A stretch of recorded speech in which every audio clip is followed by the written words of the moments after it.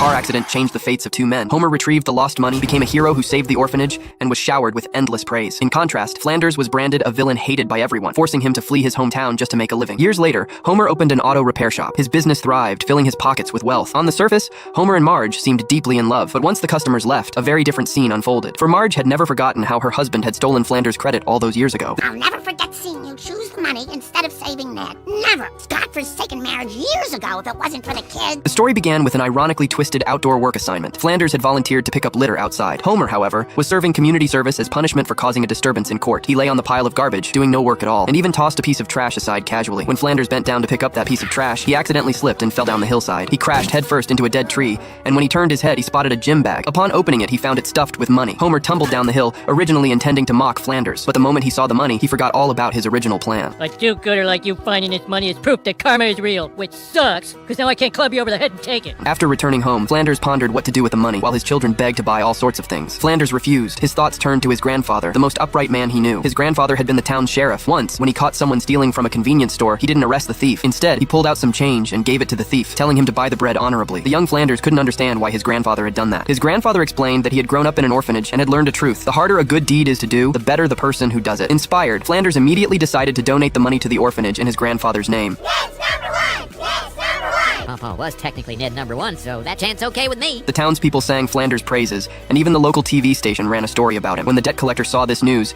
he realized the money was part of an old debt he was owed in Springfield. The amount donated matched his records exactly. Though Flanders' face was pixelated in the news, the debt collector ordered his hitmen to go to the town and find out who Flanders was. The hitmen burst into a shop, started smashing things, and the owner, left with no choice, revealed Flanders' whereabouts. Soon, the debt collector tracked Flanders down at the church and demanded he return the money as soon as possible before walking away. I only have one unbalanced debt. It's like having a tickle in my nose for 50 years, but never getting to sneeze.